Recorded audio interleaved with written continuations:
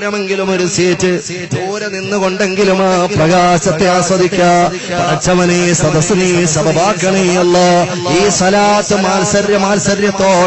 മത്സരത്തോടെ അനുരാഗമുള്ളിൽ ഒതുക്കിയിട്ട് എത്ര സലാത്ത്, ലക്ഷക്കണക്കിന് സ്വലാത്തുകൾ ചെല്ലയിട്ട്. എന്തിനാ ചെല്ലുന്നത് സഹോദര? ഏതെങ്കിലും പിക്നിക്കിന് പോകാനൊരു ടിക്കറ്റിനല്ല, ഏതെങ്കിലും ബ്ലാക്ക് ടെൻഡറിൽ പോകാനല്ല, വീഗാലാൻഡിലേക്കൊരു ടൂർ യാത്രയല്ല. എന്തിനായി ഉറക്കമുളച്ച് ലക്ഷക്കണക്കിന് സ്വലാത്തുകൾ എത്രയോ നാടിന്റെ നാനാഭാഗത്തുള്ള ആളുകള് എന്തുകൊണ്ടാ സ്വലാത്ത് ചെല്ലാൻ കാരണമായത്? പുണ്യമദീനയുണ്ടല്ലോ. കഅബാലയം കണ്ടാലും ആളുകൾ, കണ്ടാലും കൽബ് പൊട്ടാത്ത ആളുകൾ പുണ്യമദീന കാണുമ്പോ അറിയാതെ കരഞ്ഞു പോവുകയാണ്, അറിയാതെ അനുരാഗം പങ്കിടുകയാ. അതുകൊണ്ട് പുണ്യപൂമാനെ ഒന്ന് കാണാൻ പടച്ചവനെ മനാമിലും യഖ്ളത്തിലും കാണിക്കണേ അല്ലാ. എന്റെ പ്രിയപ്പെട്ട കൂട്ടുകാരാ, സ്വലാത്ത് ചെല്ലുമ്പോ മുത്തുനബി തങ്ങളോട് അനുരാഗമുണ്ടാകുന്നതിന്റെ ഈ വിനീതന്റെ എന്റെ പരിസരത്തുള്ളൊരനുഭവം, ഈ വിനീതനുമായി ബന്ധപ്പെട്ട അനുഭവം ഞാൻ പറയുകയാ. സഹോദരങ്ങളെ, ഒരു ദിവസം നിസ്കാരം എന്റെ ഓർമ്മ ശരിയാണെങ്കിൽ എന്റെ മഹല്ലത്തിൽ ഇശാ നിസ്കാരം കഴിഞ്ഞ് ഞാൻ പുറത്തിറങ്ങിയപ്പോ കുറച്ച് ചെറുപ്പക്കാർ അവിടെ ഇരുന്നു. പല കാര്യങ്ങളും അവരോട് പറഞ്ഞു. അങ്ങനെ പറഞ്ഞു അവസാനം മഹബത്തായി വിഷയം, ടോപ്പിക്ക് മഹബത്തായി. അവിടെ ഇരുന്ന ആളുകൾ, ഓരോ ആളുകളും പോയി. പക്ഷേ ഒരു പൊന്നുമോൻ അവിടെ ഇരിക്കുകയാ. പാതിരയാകുന്നത് അവൻ അറിയുന്നില്ല. ഞാനും ഇങ്ങനെ പറയുകയാ. മഹബത്തിന്റെ ലോകത്തെക്കുറിച്ച് അറിയാവുന്ന നുറുങ്ങുകൾ ഞാനും പങ്കുവച്ചു. ആ പൊന്നുമോന് മിഴികളെ തുറന്നു നോക്കി, എന്റെ മുഖത്തേക്ക് ആശ്ചര്യത്തോടെ നോക്കി, അത്ഭുതത്തോടെ നോക്കി, ആകാംക്ഷയോടെ നോക്കി, ജിജ്ഞാസയോടെ നോക്കി. എന്നിട്ട് ചോദിക്കുന്നു, ആ പുണ്യപൂമാനെ ഒന്ന് കാണാൻ പറ്റുമോ? പുണ്യപൂമാനെ എനിക്കൊന്ന് കാണാൻ പറ്റുമോ? ഞാൻ പറഞ്ഞു, മോനെ നിനക്ക് കാണാൻ വിഷമിക്കണ്ട. അതിന് ഞാൻ എന്താ വേണ്ടത്? സ്വലാത്തുകൾ പറഞ്ഞു കൊടുത്തു. ഹബീബായ നബിയുടെ പേര് സ്വലാത്ത് ചെല്ലാൻ തുടങ്ങി. മുത്ത് നബി തങ്ങളോട് സ്വലാത്ത് ചെല്ലാൻ തുടങ്ങി. പറഞ്ഞാല് തീരാത്ത സ്വലാത്തുകൾ എണ്ണം തീർക്കുകയാ. പിന്നെ നോക്കുമ്പോ മദീനയോട് ലഹരിയാ. പിന്നെ അവന്റെ ഹൃദയത്തിൽ ആ പാമ്പിന്റെ കഥ പറഞ്ഞതുപോലെ, പിന്നെ ആ ചെറുപ്പക്കാരന്റെ ഹൃദയത്തില് ആ പാമ്പിന്റെ കഥ പറഞ്ഞതുപോലെ മദീനയിലെത്തണം, അല്ലാതൊരു കാര്യവുമില്ല. എവിടെ സിയാറത്തിന് പോകുമ്പോഴും, എവിടെ ഞാൻ വാദിന് പോകുമ്പോഴും എന്നോട് പറയും, ഉസ്താദേ ഒന്ന് ദ്വാരക്കണേ, എനിക്ക് മദീനയിലെത്താൻ. സഹോദരങ്ങളെ, പലരെക്കൊണ്ടും ദ്വാരപ്പിച്ചു. അങ്ങനെ ഒരു വിസ വന്നു. ഇവിടെ ശ്രദ്ധിക്കണേ, ഒരു വിസ വന്നു. എവിടെയാ? സൗദിയിലേക്ക് ഒരു വിസ വന്നതാ. വീട്ടുകാര് വിചാരിച്ച് എന്തായിരുന്നാലും മകന് കുറെ നാളുകൊണ്ട് ഒരു ജോലിക്ക് വേണ്ടി തേടുകയല്ലേ. ഒരു പൊന്നുമോനൊരു ജോലിക്കുള്ള വിസ വന്നല്ലോ. അവന്റെ മനസ്സിൽ 1000 തളർപുഷ്പങ്ങൾ വിടർന്നു. ഇത് ജോലിക്കല്ല, എന്റെ അനുരാഗ രാജകുമാരന്റെ ചാരത്ത് ചെല്ല. അള്ള എനിക്ക് തന്ന ഭാഗ്യമാ. അതിന്റെ കാര്യങ്ങളെല്ലാം പെട്ടെന്ന് നീക്കി. പോകാനുള്ള ഡേറ്റായി. യാത്ര പറഞ്ഞ് കടന്നുപോയി. അവന്റെ ഉള്ളില് ജോലിയല്ല, അവന്റെ ഉള്ളില് മഹബത്ത, അവന്റെ ഉള്ളില് സ്വലാത്ത, അവന്റെ ഉള്ളിലുള്ള ഒരൊറ്റ ചിന്ത ഹബീബിന്റെ ചാരത്തെത്തല. സഹോദരങ്ങളെ, അറിയുമോ? അന്നവൻ റൂമിലെത്തിയപ്പോ കൊണ്ടുവന്ന് ഇട്ടിരുന്ന ഡ്രസ് അഴിക്കുന്നതിന് മുമ്പ് റൂമിലുള്ള ആളുകളോട് പറഞ്ഞു, എനിക്ക് മദീനത്ത് പോകണം.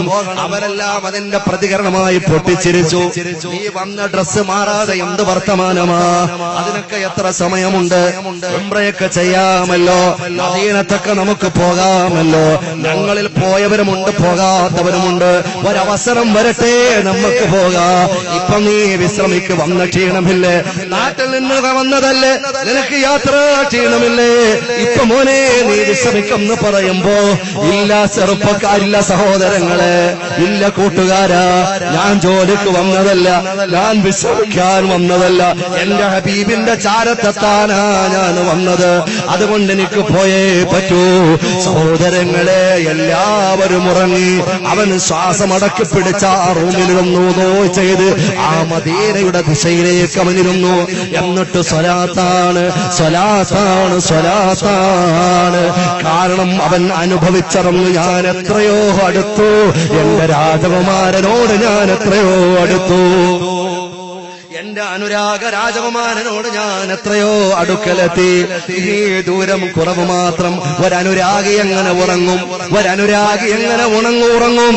ഒരു പ്രണയം ഇമ്പന്മാരിൽ പ്രണയം മാർത്തിരമ്പുന്ന അന്തരംഗമുള്ള ഒരനുരാഗി എങ്ങനെ ഉറങ്ങും? അവനവിടെ ഇരുന്നുകൊണ്ട് സ്വലാത്ത് ചൊല്ലി, അങ്ങനെ ചൊല്ലി ചൊല്ലി ചൊല്ലിയതോ പാതിരാവിന്റെ പഴുതിലിയതോ യാമമെത്തിയപ്പോ അവൻ ചൊല്ലി ചൊല്ലിയുറക്കിലായി.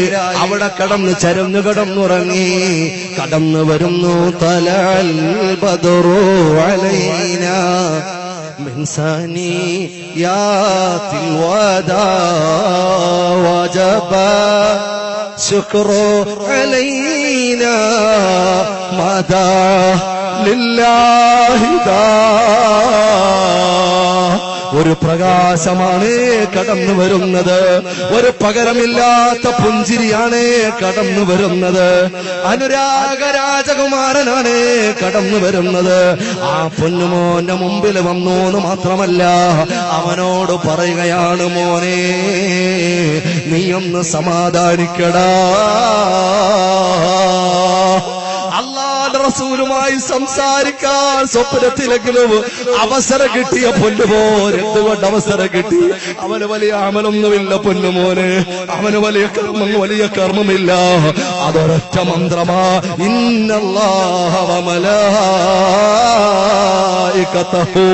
യുസല്ലൂന അലൻ നബിയ്യ യാ അയ്യുഹല്ലദീന ആമനൂ സല്ലൂ അലൈഹി വസല്ലിമൂ തസ്ലീമാ. ആ പൊന്നുമോനോട് അല്ലാഹുവിന്റെ റസൂലാ പറയുന്നത്, മോനെ നീ ഒന്ന് സമാധാനിക്ക്. കിനാവില് പറയുകയാ, നീ ഒന്ന് സമാധാനിക്ക് പൊന്നുമോനെ, നിനക്ക് വരാ സമയമുണ്ടല്ലോ, നീ ഒന്ന് വന്നതല്ലേ ഉള്ളൂ. അവർ സ്വപ്നത്തിൽ അല്ലാഹുവിന്റെ റസൂലോട് പറയുകയാ, ഇല്ല യാ റസൂലല്ലാഹ്, എന്റെ മനസ്സിന് സമാധാനമില്ല, എന്റെ മനസ്സിന് സമാധാനമില്ല, എനിക്ക് എത്രയും പെട്ടെന്ന് എത്തണം നബിയേ. എന്നാ പൊന്നുമോന് അല്ലാഹുവിന്റെ റസൂലിനോട് കിനാവില് പറയുമ്പോ, ചെറുപ്പക്കാരാ ചിന്തിക്ക്, പൊന്നുമോളെ ആലോചിക്ക്, ഹൃദയത്തിൽ നീ ആരെയൊക്കെയാ പ്രതിഷ്ഠിച്ചിട്ടുള്ളത് ഒന്ന് ചിന്തിക്ക്. അങ്ങനെ അല്ലാഹുവിന്റെ റസൂൽ അങ്ങ് അപ്രത്യക്ഷമാകുമ്പോ അവൻ ഞെട്ടിയുണർന്ന് പൊട്ടിക്കരയുകയാ, യാ റസൂലല്ലാഹ് ഖുദ് ബിയദി യാ റസൂലല്ലാഹ്. അങ്ങനെ തുച്ഛമായ ദിവസങ്ങൾക്കുള്ളിൽ തന്നെ അത്ഭുതകരമായി അവൻ കടന്നുപോയി, മദീനത്തെ പരപ്പിലേക്ക് കടന്നുപോയി. ഞാൻ തിരുവനന്തപുരത്ത് നിൽക്കുമ്പോ ഒരു കോള് വരികയാ. ഒരു കോള് വന്നു, ഞാൻ നോക്കുമ്പോ ഗൾഫ് കോളാ. ഞാൻ അറ്റൻഡ് ചെയ്തു. ഞാൻ ഹലോ എന്ന് വിളിച്ചപ്പോ അപ്പുറത്ത് നിന്ന് സംസാരമില്ല. വീണ്ടും പറഞ്ഞപ്പോ ഒരു കരച്ചിലാമില്ല. എന്റെ മനസ്സിലുള്ളത് ഒന്ന് ചിന്തിക്കങ്ങനെ മദീനത്തെ പരപ്പിലേക്ക് കടന്നുപോയി. തിരുവനന്തപുരത്ത് നിക്ഷമം ആരാ വിളിക്കുന്നത്? ഉടൻ തന്നെ പറയുന്നു, ഞാൻ ഇന്നാളാ, ഞാൻ ഇന്നാളാ, ഞാൻ എവിടെയാ ചിലക്കുന്നതാ. എന്റെ മനസ്സിൽ ഉൾക്കുന്നതെന്നറിയുവോ? ഞാൻ ആരുടെ അടുക്കലാ നിൽക്കുന്നതെന്നറിയുവോ? ഞാൻ ആദ്യമായി നിങ്ങളെയാ വിളിക്കുന്നത്. കാരണം ഇതിന്റെ കാരണക്കാരൻ നിങ്ങളാ. അതുകൊണ്ട് ഞാൻ ആദ്യമായി നിങ്ങളെയാ വിളിക്കുന്നതെന്ന് പറഞ്ഞ് ആ പൊന്നുമോ പൊട്ടിക്കറന്നത്. സഹോദരാ ചെറുപ്പക്കാരാ, ഞാൻ ഓർക്കുകയാ, എന്തുകൊണ്ട് പൊന്നുമോനെയാ ടിക്കറ്റിന് വേണ്ടി സലാത്ത്, പിക്നിക്കിനല്ലടാ പച്ചക്കുപ്പയ്ക്ക് വേണ്ടി എത്ര കോട് സലാത്ത് ചെല്ലിയാ പറ്റും, എത്ര മത്സരം വെച്ചാ പറ്റും, എത്ര ആവേശം സുന്നീ മക്കളെ കാണിച്ചാ പറ്റും. എന്റെ പ്രിയപ്പെട്ടവരെ, പ്രിയപ്പെട്ടവര്, ഇങ്ങനെയുള്ള വാട്സാപ്പിന്റെ ഗ്രൂപ്പല്ലയോ ആവശ്യം? സ്വറ പറയാനല്ല, കമന്റ് പറയാനല്ല, സിനിമാ ഗാനങ്ങൾ പോസ്റ്റ് ചെയ്യാനല്ല, ഏതെങ്കിലും റെസ്ലിംഗ് താരങ്ങളെ പറയാനല്ല, ഏതെങ്കിലും തോന്നിവാസത്തിനല്ല, ഏതെങ്കിലും കാമവർത്തമാനങ്ങൾ പങ്കുവെക്കാനല്ല, സലാത്ത് ചെല്ലാനല്ലയോ? ലോകത്തിന്റെ നാനാഭാഗത്തിരുന്നുകൊണ്ട് പച്ചക്കുബ്ബയിലേക്ക് ലക്ഷക്കണക്കിന് സ്വലാത്തുകൾ ചെല്ലോ. ഇങ്ങനെ ഒരു സംവിധാനം ഉപയോഗപ്പെടുത്തിയവനൊക്കെ ഭാഗ്യമുള്ള ആരാ പൊന്നുമോനെ. അതുകൊണ്ട് ചിന്തിക്ക്, മദീനയിലേക്ക് ഒഴുകുന്നൊരു മനസ്സുണ്ടാകണം. അല്ലാഹുവേ തൗഫീഖ് നൽകണേ അല്ലാ, തൗഫീഖ് നൽകണേ അല്ലാ.